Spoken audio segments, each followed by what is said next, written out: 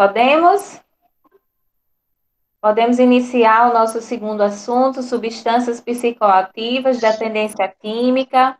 Já fizemos uma retomada no primeiro momento, né, falando da abordagem das drogas de ação, né, como que acontece essa ação dentro do organismo, de cada paciente, de cada usuário que faz o uso das substâncias. E agora vamos iniciar com as substâncias psicoativas e dependência química, para fechar a aula de hoje. Gostaria que vocês manifestassem, né, o que é que vocês acham, o que vocês entendem por dependência química, o que vocês compreendem por substância, né, se vocês sabem o que é substâncias psicoativas. Quem vai começar?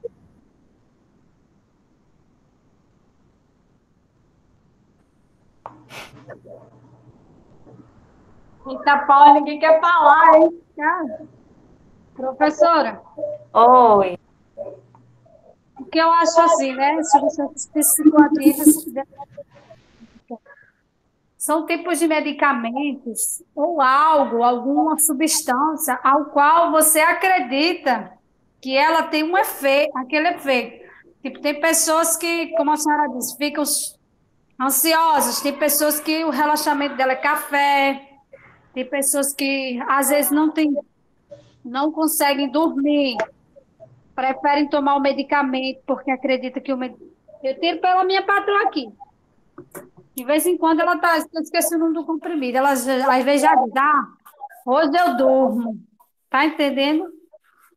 Ela toma esse medicamento para dormir, para ela relaxar. Então, assim, eu já disse a ela, você já está dependente disso. Você só consegue dormir se tomar esse medicamento. Diz ela que só consegue dormir se tomar esse medicamento. É interessante. Eu já anotei, viu? Muito obrigada. A Emily precisou sair, já está anotado aqui. É interessante. Vício, né? A gente pode até chamar de vício mesmo, porque muitas pessoas são viciadas, né? A minha sogra, ela já faleceu, mas ela tinha uma situação assim de querer dormir só quando tomava Rivotril, que é Ó, o. é esse Oi? Rivotril mesmo que ela toma. Pronto. A gente fala Rivotril, que é o nome comercial, mas é o clonazepam, né? Ela tomava em gotas e ela só dormia se tomasse essas gotinhas, sabe? Ela estava tão viciada no medicamento que antes dela acabar, ela já estava pedindo receita, já queria.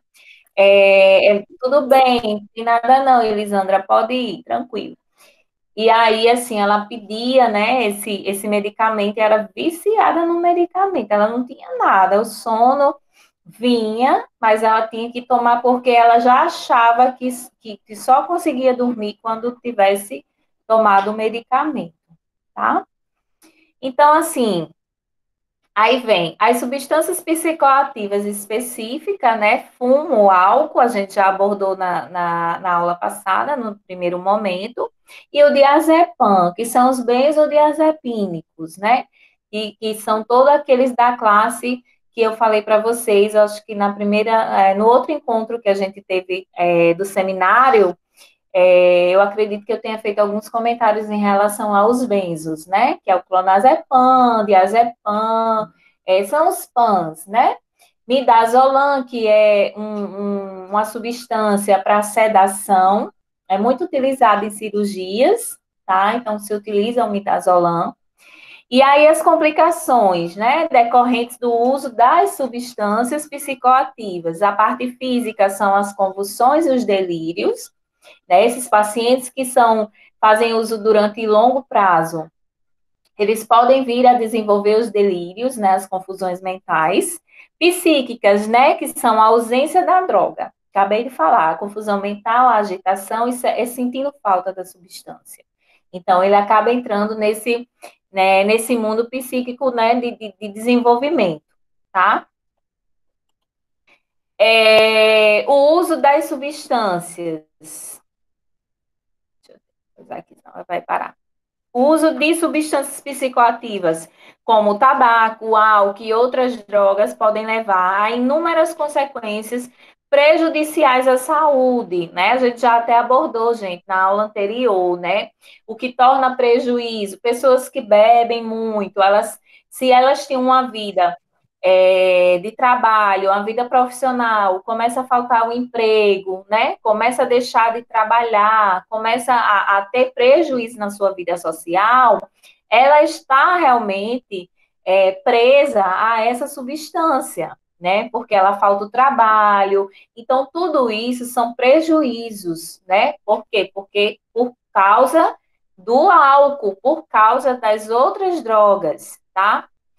Essas substâncias podem aumentar a ocorrência de acidentes, violências, transtorno de humor, né, doenças mentais, comprometimento do desenvolvimento psicossocial, gravidez indesejada, né, pessoas que, assim, isso acontece muito em épocas, assim, festivas, né, épocas de carnaval, carnatal, né, e aí as pessoas bebem ao ponto, né, de não se lembrarem, né, do que fez na noite anterior. Isso é muito perigoso, né?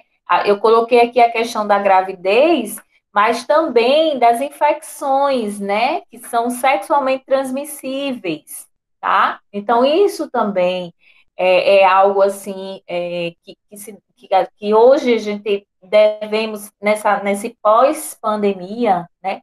Eu acredito que precisa se ter realmente essas pessoas precisam se conterem mais, né? É muito bom, gente, se divertir, ter um lazer. Quem é jovem gosta, né? Não estou aqui para julgar ninguém, é legal, mas eu acho que é legal fazer tudo isso dosado, né? Saudável, né? E não de uma forma assim descontrolada, né? Então tem que pisar no freio mesmo, tá?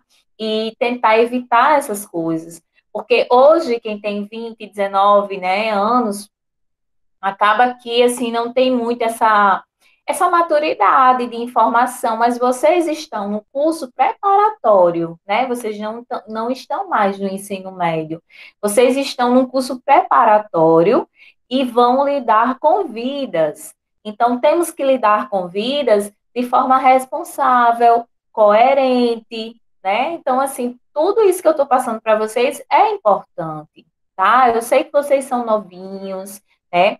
Gosta, quer se divertir, não estou dizendo para não ir, vão, tem que ir mesmo. Porém, vocês precisam fazer tudo isso com responsabilidade. Se estão fazendo um curso técnico, né? Vocês já têm que amadurecer esse lado profissional, tá certo?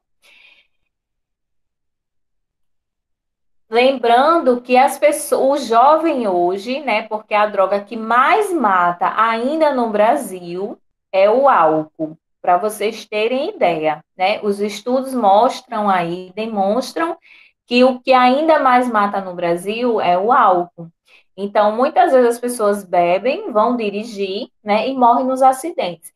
E a grande maioria são os jovens, né? São as pessoas jovens que estão morrendo, tá?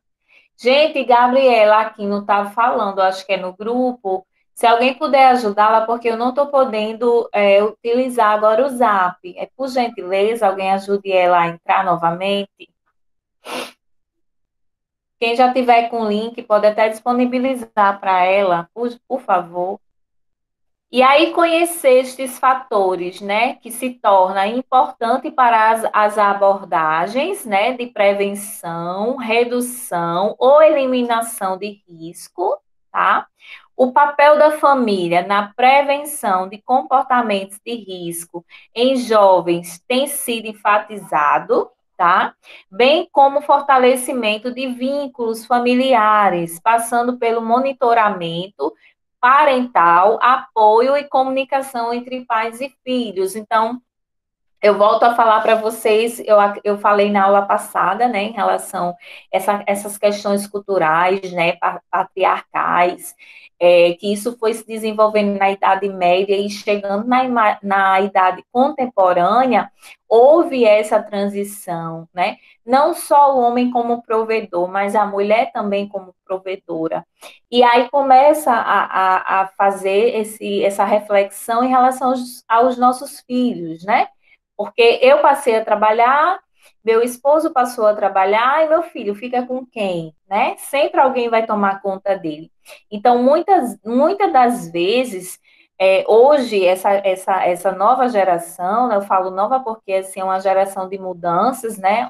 Uma geração que nasceu nessa era, né, tecnológica, né, onde eu não sou, né, eu não sou da transição.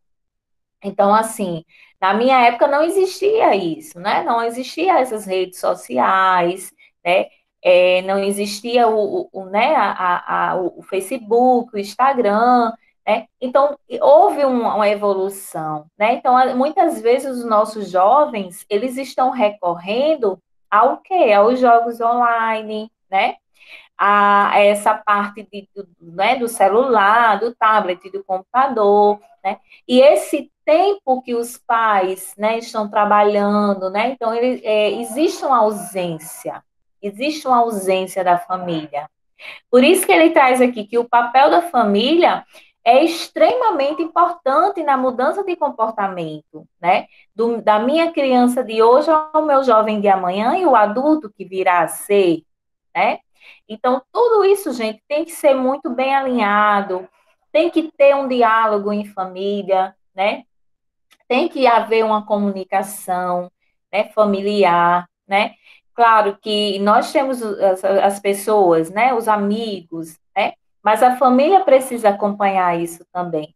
Então, com essa evolução na idade contemporânea, essa evolução da era tecnológica, acelerou muito e acelerou e acentuou muito em relação aos transtornos mentais, né?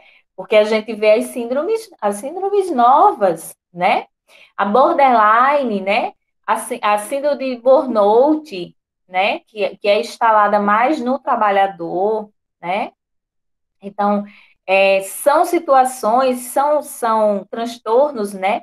Que chegaram com essa evolução, né? E os outros também não deixaram de existir, continuam aí, então, por isso que ele traz isso, a questão do papel da família. O papel familiar é muito importante nessa criação, nesse desenvolvimento da criança, do adolescente. E aí, trazendo saúde mental. O que é saúde mental? O que vocês acham? O que vocês entendem por saúde mental? Quem pode me responder?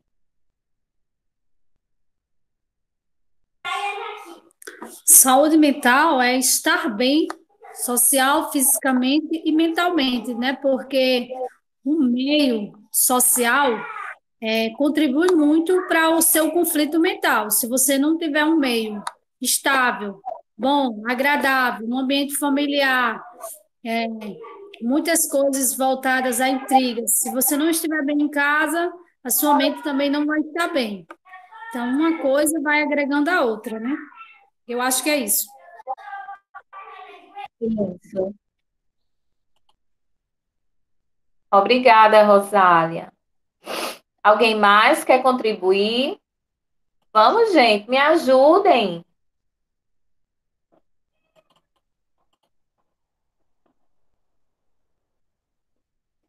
Ninguém? Pois é, saúde mental é isso mesmo, gente. Antigamente se falava doença mental, né? Mas aí, com os estudos, né, com a nova evolução, a gente entende que a gente tem que estar saudável mentalmente para tratar a doença, né?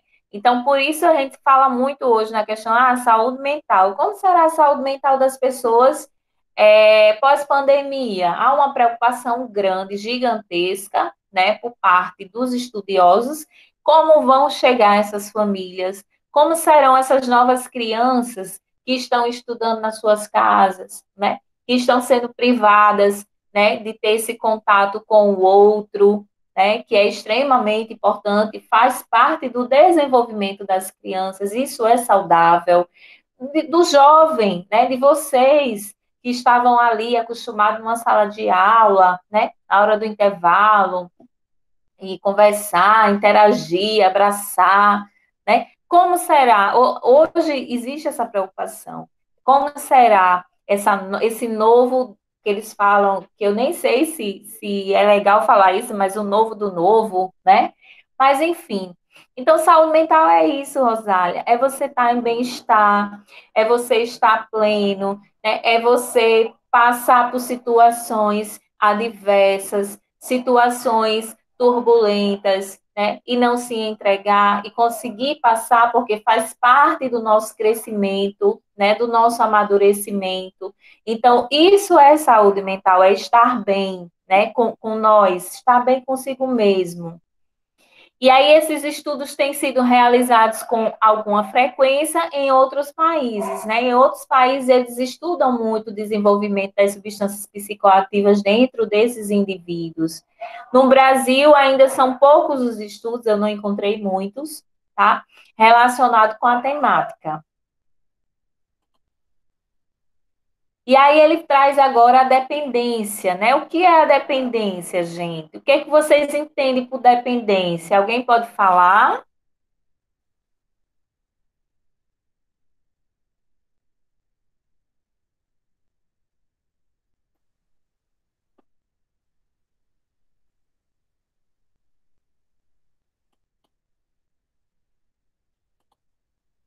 Renan tá aí?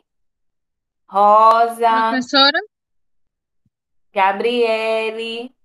Oi, Esther. professora, dependência, Stephanie quer falar. eu entendo que é como um impulso que leva a pessoa a usar tipo uma droga de forma contínua e Isso, e o que muitas mais? vezes para obter prazer. A pessoa tem em mente que aquilo é um prazer para ela, que ela só vai ficar bem usando aquele tipo de droga, álcool, enfim. Alguma dependência dessas, até mesmo medicamentos, né? Que também é uma droga que a pessoa fica dependente. Isso, exatamente, como eu já tinha mencionado, né, que era a questão dos benzodiazepínicos, né, que são os clonazepam, diazepam, Rosália deu o exemplo aí da pessoa dela, né, e eu dei o exemplo da minha sogra, né, o vício no Rivotril, tá? E abuso de drogas, o que é que vocês acham, Professora, Zé? também tem como exemplo a dependência o Nelsoro, né? Porque tem muita gente que só acha que vai melhorar com o Nelsoro. Sim. Sim, também. Tem gente altamente viciada na forma de É, colocar ele, né? De estar colocando ele o tempo todo. eu tenho uma prima que ela perdeu o olfato com o Nelsoro. Tipo, ela é Por dependente. Ela acontecer, não né? dorme sem o Nelsoro. Eu E acabou que ela perdeu o olfato. trabalhei com uma pessoa assim, sabe? Que era o tempo todo. Chega, a gente ficava assim. Era fazer o procedimento e ela lá usando. Aí é bem interessante. Mas então é isso, gente. Dependência é uma condição pela qual o indivíduo não se consegue sentir prazer, né? Sem fazer uso da substância, seja ela medicamentosa, né? Ou seja ela lícita ou ilícita. Mas tem prejuízos, né? Por usá-las. Lembra que eu relatei lá, quando nós estávamos no nosso primeiro momento, né, da aula, eu falei nas questões que inicialmente traz o prazer, né? Eleva essa fonte de alegria. Mas lembra que eu comentei lá também, falei para vocês em relação aos prejuízos? Então, nós vamos poder ver aqui, né? Que além de me dar, de me fornecer isso, o meu prejuízo vai ser maior, porque ela vai desencadear outras patologias, né? Quem faz uso de álcool, o que é que pode acontecer com ele? né? Uma cirrose hepática, né? A perda do fígado, né? A gente tem pacientes hoje jovens no município onde eu trabalho, que você fica assim, 22 anos, 24 anos, entendeu? Com cirrose, né? Assim, em sofrimento, né? Porque fica aquela barriga, e aí tem que fazer a punção para tirar o líquido, porque senão ele fica com o abdômen endurecido, né? E tem que fazer a paracentese, né? Tem que ir na urgência e fazer esse procedimento. Só que alivia, né? Mas não é a cura. Por quê? Porque ele já está com o fígado comprometido. O fígado, ele não consegue mais fazer, né? Não consegue mais liberar para a vesícula, né? Então, acaba que esse paciente, ele tem diarreia frequente, né? A gordura não é processada. Por quê? Porque o fígado está todo encharcado, ele está comprometido. Ele não consegue mais fazer o processo com os rins, né? Porque o rim também é acometido. Vocês percebam que não é só o fígado, né? Começa, aí vem o pâncreas para de funcionar também, né? Esse paciente desenvolve uma diabetes, né? Então, percebam que o uso do álcool vai acometendo vários órgãos, né? Não é só o fígado, né? Então, isso é que as pessoas, assim, precisam também, vocês que também vão trabalhar, né, e vão encontrar desses pacientes ictéricos, né? Vocês precisam ter essas ferramentas, né, esse conhecimento para poder identificá-los, né? Então, assim, quando chega um paciente desse, os olhos estão amarelados, no exame físico, nos sinais que vocês vão fazer, né? Vocês vão fazer esses sinais vitais, que é o HGT, verificar a pressão, né? Mas nada impede, né, de vocês darem uma olhadinha, né, no globo ocular desse paciente, porque, gente, é conhecimento, tá? Não é porque vocês não são um enfermeiro que não possa estar examinando o paciente, né? Então, se vocês tiverem conhecimento, podem estar fazendo na hora dos sinais vitais. É só querer, tá? Conhecimento, ele é importante e eu acho que isso também não mede, não mensura. Lógico que as minhas atribuições são diferentes da de vocês, mas eu acho que no exame físico, na hora de checar os sinais vitais, eu acho importante que o técnico ele visualize isso, visualize o paciente como um todo, não só esperar que o enfermeiro vá e faça a anamnese, né? Ele pode também estar atuando junto, até porque somos uma equipe, ninguém trabalha sozinho, né?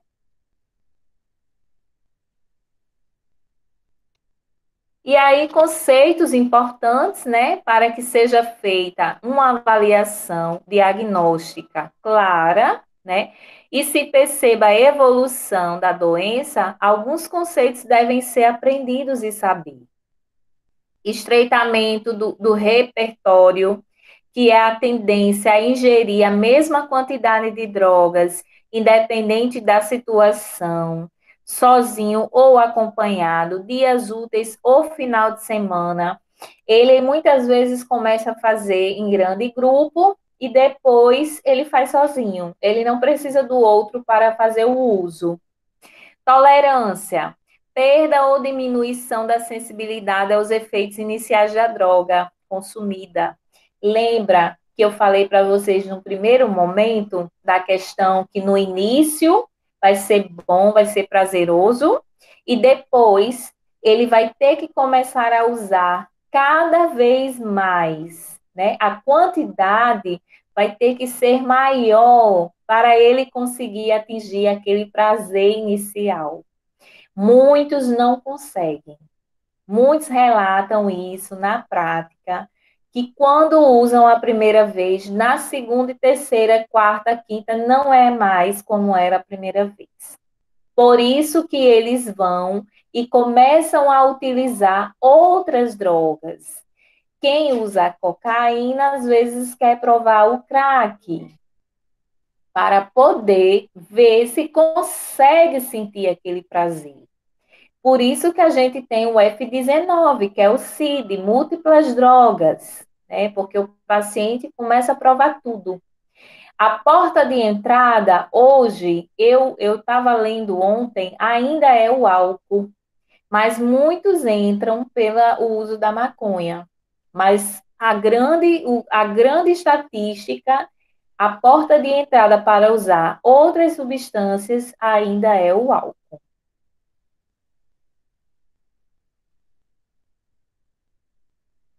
Aqui é para que seja feita uma... Ai, perdão, voltei para o mesmo slide.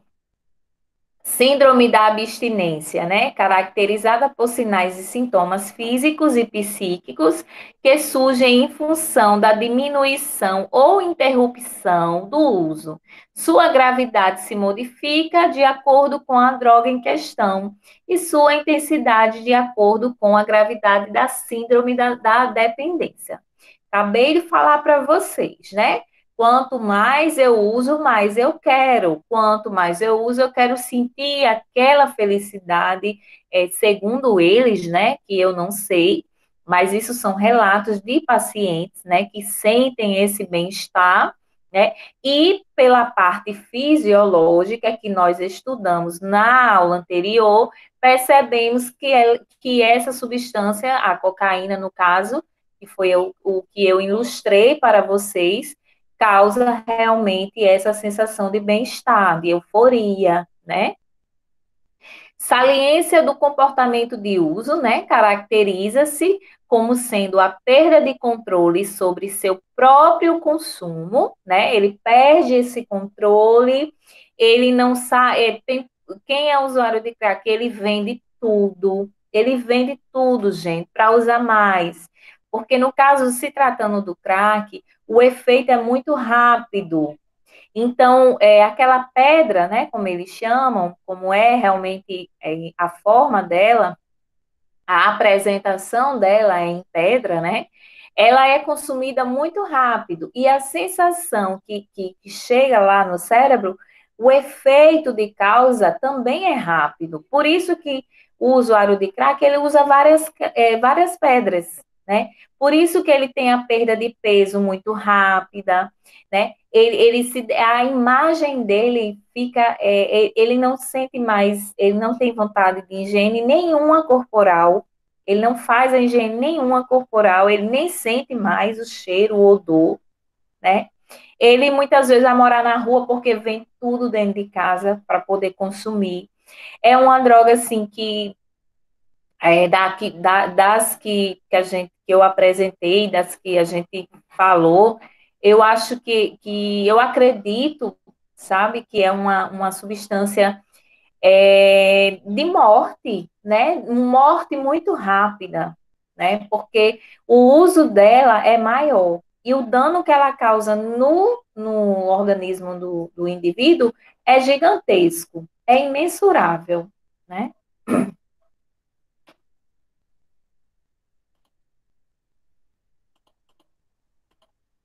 Gente, tá tranquilo, tá muito rápido, vocês estão compreendendo? Estamos, professora. Tá, e aí Estamos. vem o alívio, né, ou evitação de sintomas pelo uso, né, frente à presença de sintomas desagradáveis da abstinência, os pacientes passam a ingerir a mesma substância ou substâncias semelhantes na tentativa de resolver o problema, apesar das consequências físicas, né, e psíquicas. Eu expliquei no slide anterior, né? Quanto mais eu uso, mais eu quero. Quanto mais eu experimento, né? Quanto mais eu faço uso dela, da quantidade, a quantidade tem que ser maior, né? Expliquei para vocês anteriormente. Sensação subjetiva da necessidade de usar as drogas, né? Desejo intenso de fazer a substância de preferência, né? O Clavin a gente chama, e a fissura, né? Geralmente o usuário de crack, ele tem essa fissura, ele está naquele momento, né, que ele nem está em abstinência e nem está em uso contínuo, ele está na fissura de usar. E qualquer situação que ocorra de comportamento, de fala, né, de algo que aconteça naquele dia a dia daquele paciente que está nessa fase da fissura, ele vai utilizar a substância, ele vai usar. Outra coisa que eu queria dizer para vocês, usuários de drogas, né, de substâncias psicoativas, qualquer situação para eles é grande, é gigantesco, né? É uma forma, assim, que eu quero dizer para vocês, que para mim, o que foi falado não me atingiu, mas para ele, né, é algo que desestabiliza, né, digamos assim. Tira esse paciente do seu senso comum, e aí ele busca realmente pela substância. Muitos buscam pelo alívio da dor, né? Muitos buscam porque só tem aquilo ali para passar a fome, né? Muitos moradores de rua, não são todos, né? Pessoas em situação de rua, eu quero dizer para vocês que nem todos fazem uso de droga, tá, gente? Alguns estão ali por opção, porque realmente buscaram aquilo ali, tem família, mas não querem viver no seu núcleo familiar, por situações pontuais, né? Mas nem todos que estão ali fazem uso da droga. Mas muitos que estão e que foram para a rua, eles buscam na substância uma forma de alívio, de esquecimento, porque são pacientes que têm os seus direitos violados. De alguma forma, gente, eles tiveram seus direitos violados. Né? Então, não são pessoas, ele está ali porque é safado, porque é isso, né? Como a sociedade, assim, diversas vezes trazem, né, esses rótulos, né, trazem esses estigmas de afastamento com relação ao usuário de droga. Tá? Reinstalação da síndrome de dependência após período de abstinência. É aquele período onde ele passa pela abstinência, né? E aí ocorre a dependência. Ele não consegue realmente se livrar sozinho, né? E aí vem a depressão, vem um isolamento, embotamento social, né? O paciente retoma rapidamente o mesmo padrão mal adaptativo de consumo de drogas após o período de abstinência. Se ele passou 12 meses sem utilizar, se ele recair, ele volta para o primeiro estágio, né? Se ele cheirava 3 vezes na semana, ele passou 12 meses sem fazer uso, quando ele recai, ele passa a usar 3 vezes, 4 ou até mais, tá? Então, isso também é importante saber.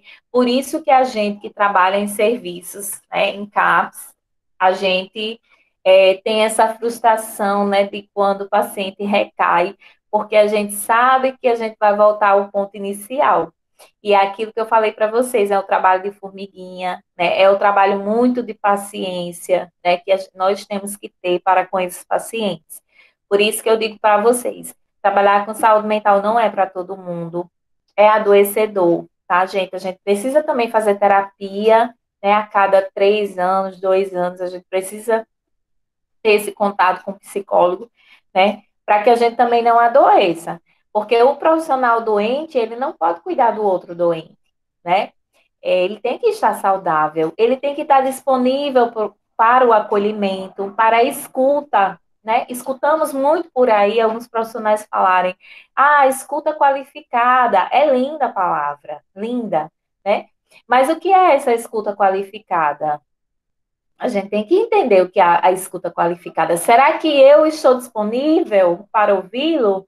Será que eu não quero colocar as minhas demandas na frente, atropelando esse paciente, né? Então, eu também tenho que estar disponível, despido, né? Então, isso tudo, gente, precisa citar com coerência, com respeito, né? Respeitá-lo, né? Hoje eu compreendo a demanda do paciente.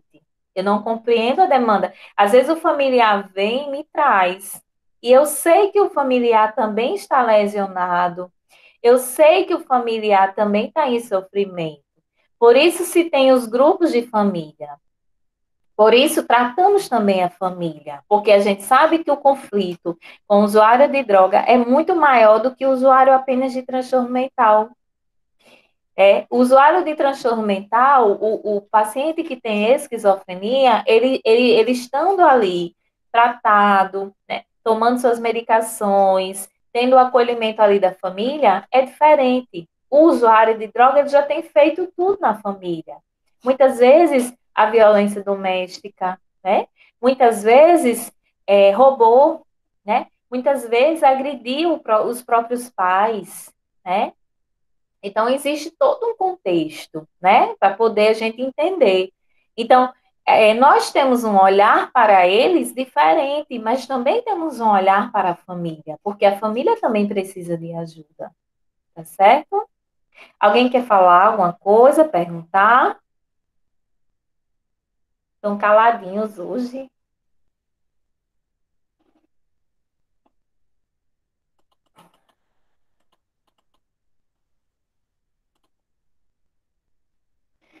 Aqui é só a organização da CID-10, tá? A CID-10 está organizada da seguinte forma, no caso específico dos transtornos mentais e comportamentais, devido ao uso de múltiplas substâncias. Eu até relatei para vocês, né? F19, que são transtornos mentais e comportamentais devido ao uso de múltiplas drogas e ao uso de múltiplas substâncias psicoativas. Tanto está relacionado à situação medicamentosa, como está relacionado à situação de drogas ilícitas, tá? Eu não vou cobrar essa tabelinha na prova, não. Podem ficar tranquilos. Mas eu trouxe porque eu acho importante vocês conhecerem. Porque lá no hospital, gente, acontece do diagnóstico ser pelo CID, tá? Tem médico que coloca só o CID. Então, é importante vocês compreenderem, tá certo? Eu não sei se vocês tiveram aula de farmacologia, não sei se ela trouxe alguma coisa relacionada ao CID, enfim. Ela ou ele, né? O professor, na verdade. Aí eu coloquei a atuação da enfermagem, né? Estimular o autocuidado. Como eu falei para vocês que eles têm essa questão de não ter a higiene corporal e a higiene bucal também, tá? Isso é importante. Ajudar nos cuidados pessoais, observar infecções cutâneas, né? Pacientes que muitas vezes desenvolvem nos membros inferiores, né? Úlceras venosas, é muito comum aparecer, né, no paciente etilista. Estimular a alimentação, ingestão de líquidos, beber água, eles não têm o hábito de beber água, né, de se alimentarem. Observar as eliminações fisiológicas, né, para ver se esse paciente está está conseguindo fazer, né, está tendo uma diurese, né, diante do que está sendo administrado, né, que é o balanço hídrico, vocês têm que observar isso, porque como eu falei anteriormente, né, paciente de uso de álcool, ele acomete vários órgãos, né? Fica tudo descompensado. Então, é importante que vocês tenham esse cuidado, né, na hora da aferição dos sinais vitais, né? De ver a quantidade de líquido, né, que está saindo, a quantidade que está entrando, né? Se está saindo pouco, né? Se está sendo muito. Isso aí no fechamento, quando vocês vão fazer o balanço hídrico, vocês conseguem visualizar. E aí já sinaliza para a enfermeira, para o médico. Limites e condutas, né, uniformes, buscando a valorização das pessoas, estimular a participação da família, né? Falei para vocês anteriormente que é muito importante, né, fazer essa união, né, resgate de vínculos, né, resgatar esses vínculos familiares também faz parte do tratamento. Na evolução do tratamento da dependência, é possível encontrar, né, lapsos, que é o uso das substâncias, geralmente em situações de risco, recaídas, né, retomada do consumo após um período de abstinência, falei para vocês anteriormente, reinstalação, também falei para vocês que é a retomada do o padrão do consumo anterior, né, de onde ele parou. Já comentei com vocês sobre isso. Pessoal, alguma dúvida? Vocês querem perguntar alguma coisa? Olá! Professora, Oi. assim, eu não quero perguntar, não, eu quero só comentar assim. Tipo, há uma diferença, né, sobre você ser dependente químico, dependente das drogas, e você ser uma pessoa que tem uma perturbação mental. Porque quando você tem uma perturbação mental, isso já vem de você, né? E assim, já a pessoa que se torna um dependente químico, é como se ele, ele não fosse mais ele vai fugir dele. E um que é uma pessoa que tem uma perturbação mental, ele vai se encontrar, né, de acordo com os medicamentos, o tratamento. E assim, a pessoa que depende do medicamento, eu acho que depende das drogas, é horrível. Acho que é terrível. É você morrer você mesmo e nascer uma outra pessoa, com personalidades diferentes, porque assim, você não tem controle de nada, É verdade. você perde o seu domínio, o seu controle. Isso. Com a doença mental, ele pode tomar um medicamento que vai ali ajudar ele. Sim, E já o dependente químico, assim, eu acho que a cura tem que vir dele, principalmente, de uma base familiar, porque eu acho que é uma palavra muito fé em Deus, porque se você não tiver esse processo, é muito difícil. é. É É muito difícil você difícil. olhar pessoas que você conheceu, que você viveu, e você olha para ela e vê a situação em que ela está, né? E você faz assim, não tem o que fazer se a pessoa não for ajuda maior. É. Por isso, É você morrer espiritualmente e nascer outra pessoa naquele mesmo corpo. é. Porque como a gente chega a ver essas pessoas de dependência química, eles chegam a matar seus pais, a matar suas mães, a fazer violências abusivas de uma forma que ele, no seu normal, antes da dependência, jamais faria aquilo. Verdade. Por isso, professora, licença. Por isso, professora, Oi. tem que ter bastante ajuda familiar, porque, como a senhora comunicou, né, para a gente passou agora essa informação, que tanto nós, profissionais, temos que ter um acompanhamento psicológico, porque nós iremos ouvir problemas, situações que iremos ficar até pensativo de como ajudar. Então, isso vai acarretar também problemas para a nossa saúde. Imagine para um familiar que não Isso. tem cultura nenhuma, não sabe recorrer para outras pessoas. Se não tiver uma aproximação com esse usuário, no caso, um familiar que seja usuário, como é que vai ficar essa situação, né? Se não procurar um novo, algo diferente, um meio assim de sair, procurar ajuda. Eu penso muito nessa ocasião, porque eu até citei em sala de aula, não sei se os colegas estão lembrados da senhora, e quando eu ensinava no ProJovem, adolescente, eu tive um aluno que ele teve envolvimento com drogas. E, assim, foi um pouco complicado trabalhar com ele, mas, graças a Deus, ele hoje está uma nova pessoa. Tivemos que encaminhar ele para uma ajuda psicológica, a família. E, quando fizemos uma anamnese da família dele, era totalmente estruturada. O pai era alcoólatra, batia na mãe. Então, assim, se a gente não souber ajudar, vai piorar a situação. E no caso desse meu aluno, a família toda era desestruturada. Então, assim, não tinha uma observação de, assim, de procurar alguém para ajudar, entendeu? É. Ana Paula, e é interessante essa sua fala, né?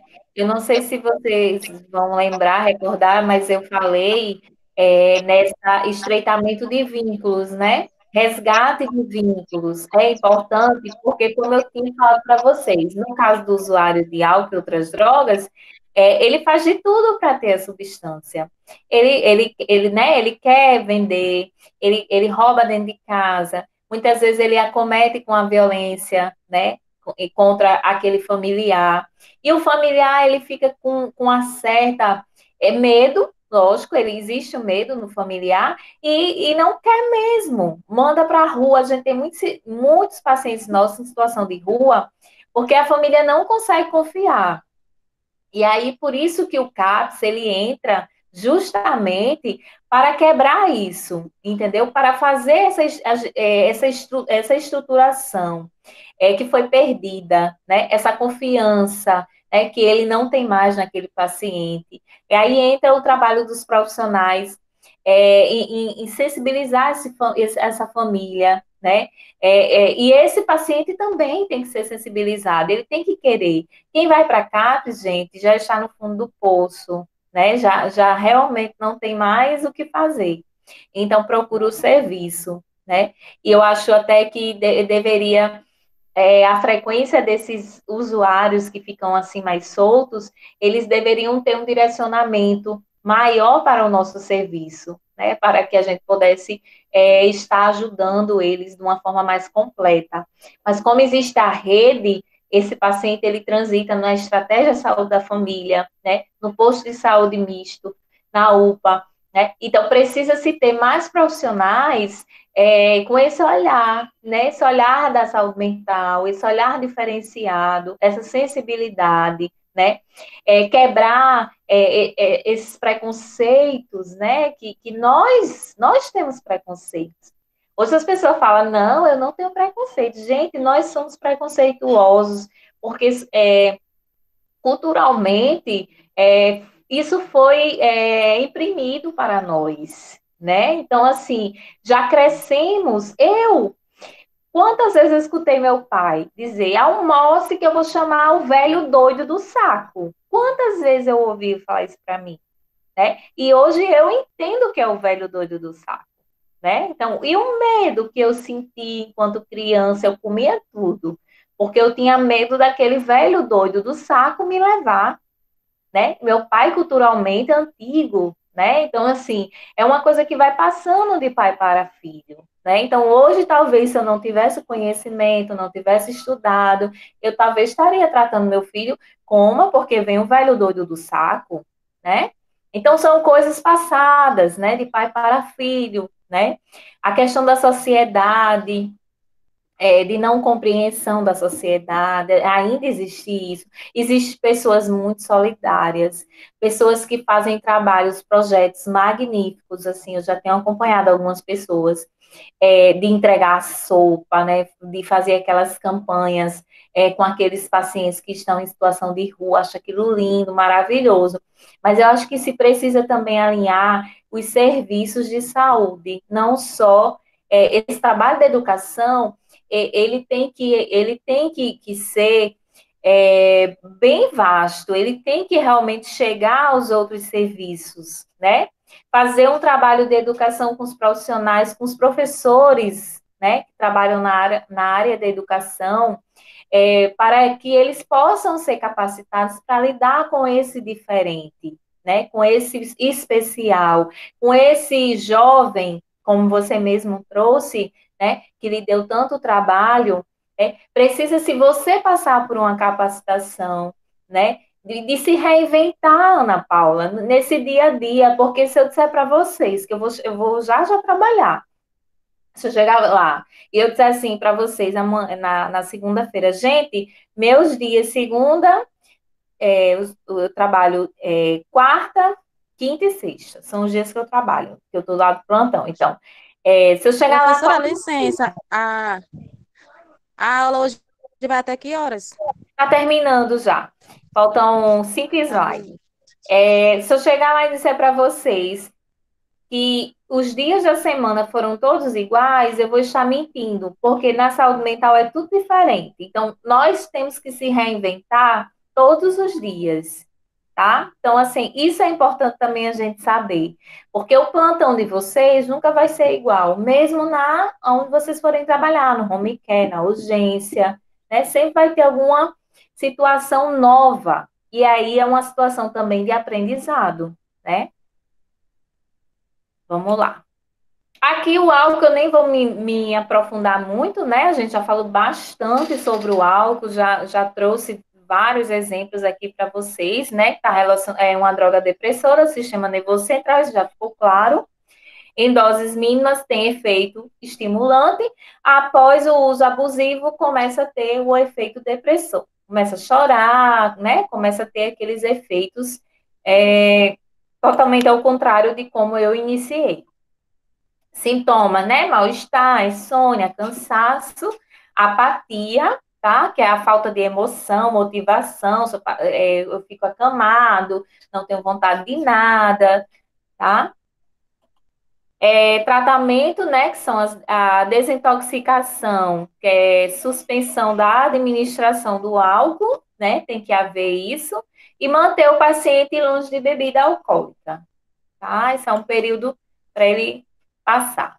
Cocaína e crack, né? Cocaína e crack são drogas estimulantes do sistema nervoso central, já comentei com vocês. O crack é fumado e seu uso tem se difundido, né? Porque os efeitos são menos, intenso. Também já comentei, gente, sobre isso, né, nos slides anteriores.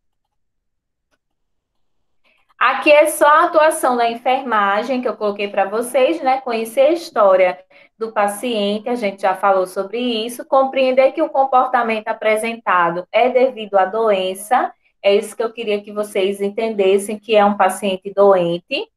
Atentar pelos sinais de abstinência, impaciência, agressividade, o aumento, né, dos parâmetros dos sinais vitais. Lembra que eu comentei para que vocês fiquem atentos a isso? Orientar sobre os prejuízos do uso da substância, né? E conversando, criando vínculo com esse paciente, falando para ele, né? O que é que ele pode vir a sentir, a passar, porque está usando as drogas, tá? Enfim, obrigada, tá, gente? Assim, eu espero que a aula de hoje tenha sido proveitosa. Espero que vocês tenham compreendido. Assim, eu não estou aqui para que vocês aprendam assim, a parte fisiológica da droga, né? Mas como vocês irão trabalhar, é, como vocês irão trabalhar com o paciente e vocês não vão escolher qual tipo de paciente vai chegar para vocês, é importante que eu traga essas experiências, né, e acrescente ao material de vocês, né, essas inovações, para que vocês não fiquem apenas presos, né, apenas ao material escolar. Então, tudo que eu estou trazendo aqui eu fiz com muito carinho, tá? São estudos novos, né? E também, quando eu falo da minha prática, eu falo para que vocês vão, assim, assimilando, né? Porque não fica tão mecânico, tá certo? Então, a mensagem de hoje é essa. Eu espero que vocês realmente tenham gostado. E se alguém quiser falar.